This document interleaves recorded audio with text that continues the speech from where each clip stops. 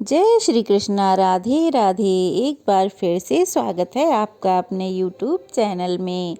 धार्मिक मान्यताओं के अनुसार हर व्यक्ति को अपने जीवन काल में धर्मराज की कहानी जरूर सुननी चाहिए।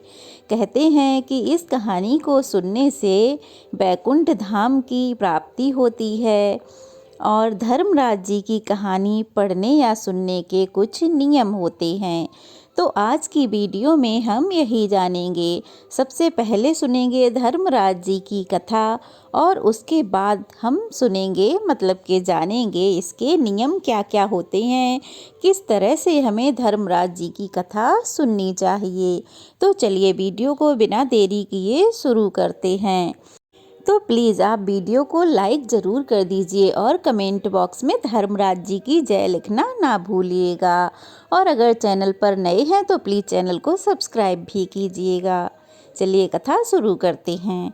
पौराणिक कथा के अनुसार एक गांव में एक बुढ़िया रहती थी। वह खूब व्रत पूजन किया करती थी। जब उसकी उम्र पूरी हो गई तो उसे एक दिन यमदूत लेने आए और वह उनके साथ साथ चल दी। रास्ते में चलते चलते एक गहरी नदी आई तो यमदूत ने उससे पूछा कि माई, तुमने गोदान किया है क्या या नहीं किया।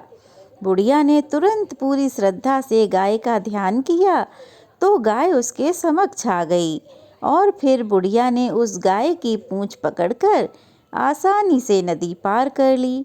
कुछ देर बाद उसके रास्ते में काले कुत्ते आ गए। तब यमदूतों ने फिर से बुढ़िया से कहा कि क्या कुत्तों को खाना दिया है बुढ़िया माई। अब बुढ़िया तो नियम धर्म वाली थी, गाय को रोटी भी खिलाती थी, गाय का दान भी किया था और कुत्तों को भी रोटी खिलाती थी। तो उसने कुत्तों का ध्यान किया, तुरंत ही कुत्ते उसके रास्ते से चले गए। अब क्या था, यमदूतों के साथ बुढ़िया फिर आगे बढ़ने लगी।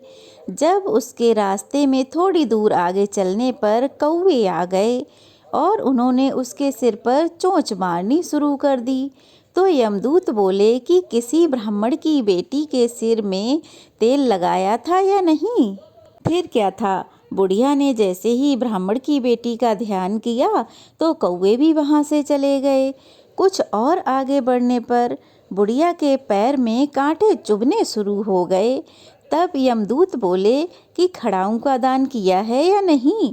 बुढ़िया ने उनका ध्यान किया तो खड़ाऊं उसके पैर में आ गईं। बुढ़िया फिर आगे बढ़ी तो फिर चित्रगुप्त जी ने यमराज से कहा कि आप यहाँ किसे लेकर आए हो। तब यमराज जी बोले कि इस बुढ़िया ने दान पुण्य तो बहुत किए हैं, लेकिन उन्होंने अपने जीवन में धर्मराज जी के लिए कभी कुछ नहीं किया, इसलिए आगे के द्वार इसके लिए बंद हैं। धर्मराज जी की सारी बातें सुनने के बाद बुढ़िया बोली कि आप मुझे सिर्फ 7 दिन के लिए धरती पर वापस भेज दो। मैं पूरी श्रद्धा से धर्मराज जी का व्रत उद्यापन करके वापस यहाँ लौट आऊँगी। यमराज ने बुढ़िया की विनती सुन ली और उसे फिर वापस धरती पर भेज दिया। अब क्या था, बुढ़िया माई अपने गांव आ गईं और गांव वालों ने उसे भूतनी समझकर अपने अपने घर के दरवाजे बंद कर दिए। वह जब अपने घर गई तो उसके बेटे बहू ने भी डर के मारे घर के दरवाजे बंद कर दिए। बुढ़िया ने कहा, मैं भूतनी नहीं हूँ, मैं तो धर्मराज जी की आज्ञा से सिर्फ 7 दिन के लिए धरती पर वापस आई हूँ और इन 7 दिनों में मैं धर्मराज जी का व्रत और उद्यापन करूँगी, जिससे मेरे लिए परलोक के सभी रास्ते खुल जाएंगे। बुढ़िया की इस प्रकार की बातें सुनकर बुढ़िया के बहू बेटे ने घर का दरवाज़ा खोल दिया।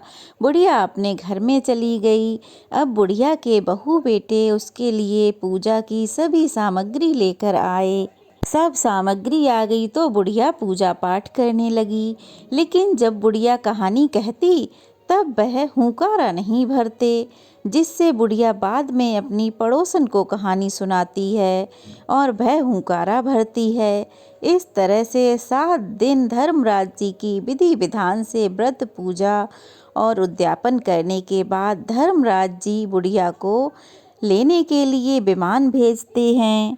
अब गांव में विमान आया तो विमान को देखकर स्वर्ग जाने के लिए सभी गांव वाले और उसके बेटे बहू सब तैयार हो गए। सब कहने लगे हम भी स्वर्ग जाएंगे, हम भी स्वर्ग जाएंगे। तब बुढ़िया ने कहा, तुम सब कहाँ तैयार हो रहे हो? मेरी कहानी तो सिर्फ मेरी पड़ोसन ने ही सुनी है, इसीलिए केवल वही मेरे साथ जाएगी।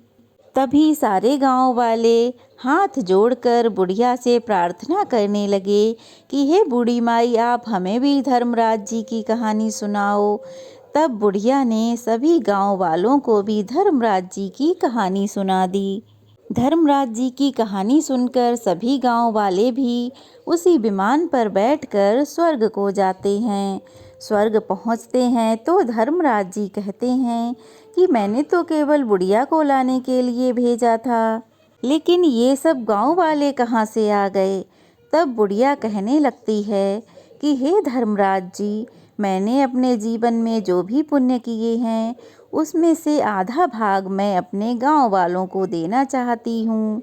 जब बुढ़िया ने अपना आधा पुण्य गांव वालों को दे दिया तो गांव वाले भी बहुत ही पुण्य वाले हो गए।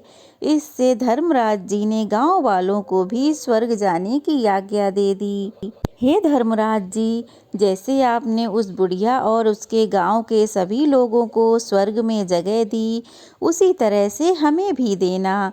साथ ही कहानी सुनकर हुंकारा भरने वालों को भी और कहानी कहने वालों को भी परलोक में जगह देना। धर्मराज महाराज की जय। तो ये थी धर्मराज जी की व्रत कथा। चलिए अब जान लेते हैं धर्मराज जी के व्रत रखने के कुछ नियम, कथा पढ़ने के कुछ नियम क्या क्या होते हैं। तो बिना स्किप किए वीडियो को पूरा जरूर देखिएगा। धर्मराज के व्रत सूर्य के उत्तरायण होने पर मकर संक्रांति पर आते हैं। मकर संक्रांति पर यह व्रत आते हैं। यह एक वर्ष तक यानी कि इस मकर संक्रांति से अगली मकर संक्रांति तक किया जाता है।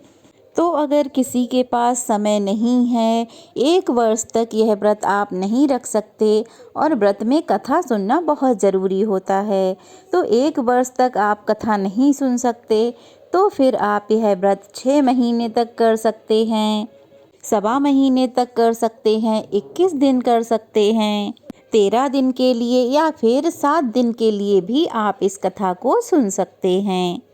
उदाहरण के लिए अगर आप 1.25 महीने इस कथा को सुनना चाहते हैं तो मकर संक्रांति से 1.25 महीने पहले इस कथा को सुनना शुरू कर दें।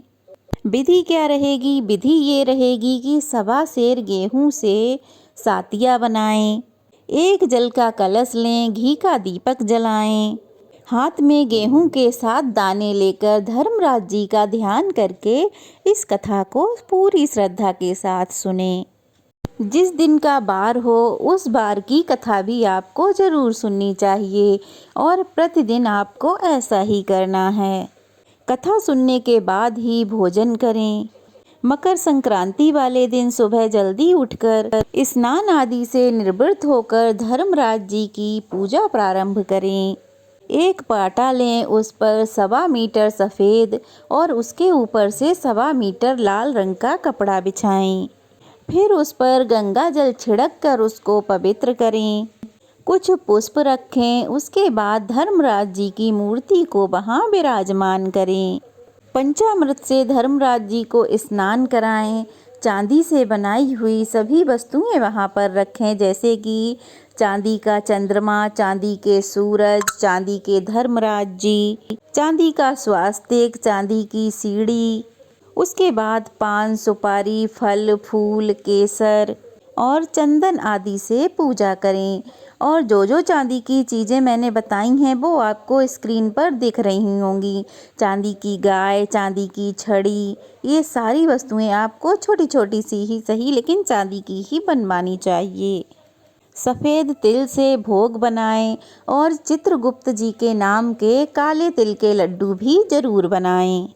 धर्मराज जी को वस्त्र चढ़ाएं, पाटे पर नवग्रह बनाएं, धूप दीप से पूजा करें, घी का दीपक जलाएं और सभी की विधि विधान से पूजा करें।